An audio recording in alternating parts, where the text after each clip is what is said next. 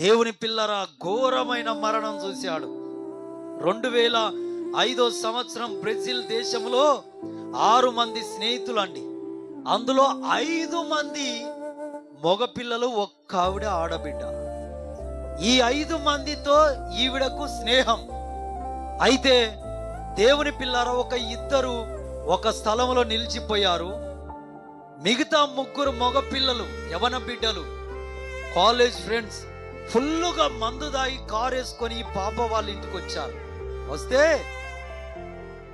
మనం సినిమాకి వెళ్దాం రా అని పిలిస్తే ఆ పాప రెడీ అయి పరిగెత్తుకొచ్చి ఆ కారు ఎక్కనికపోతే వాళ్ళ తల్లి అన్నది, అమ్మా ఈ కారులో చూస్తే 3 మగపిల్లలు భయంకరంగా తాగున్నారు, ఇంకో 2 అక్కడ వెయిట్ చేస్తున్నారు అంటున్నావు, వీళ్ళతో నువ్వు ఒక్కవడవు, ఆడబిడ్డవు, ఇది అంత సమంజసం కాదు.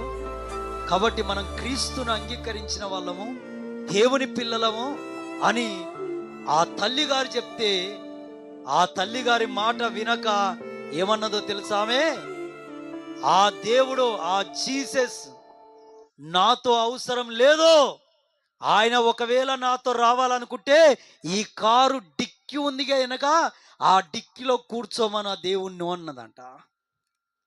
అని కారు ఎక్కి స్పీడ్గా వెళ్తుంటే యాక్సిడెంట్ అయింది. యాక్సిడెంట్ అయితే యాక్సిడెంట్ ప్లేస్కి ఆ తల్లి గారు వెళ్ళి చూస్తే, దేవుని పిల్లరా, కార్ అంతా డ్యామేజ్ అయిపోయింది. ఆ తల్లి చూస్తే అక్కడ ఉన్న ఆ కారులో ఉన్న 4 చనిపోయారు. 3 మగపిల్లలు, ఆడబిడ్డ చనిపోయింది. కానీ వెనక కారు డిక్కి ఎలా ఉంది? సేఫ్గా ఉంది. కారు డిక్కి సేఫ్గా ఉంది, కొద్ది కూడా మరకబడలే. అప్పుడు ఆ తల్లి బిడ్డ అన్న మాటలు గుర్తుకు తెచ్చుకుంది. డిక్కిలో ఎవరిని కూర్చోమన్నది? యేసుక్రీస్తుని. దేవుని పిల్లారా, ఎవరిని తక్కువ చేసి మాట్లాడింది మే? దేవుణ్ణి. ఆయన వెక్కిరించబడతాడా?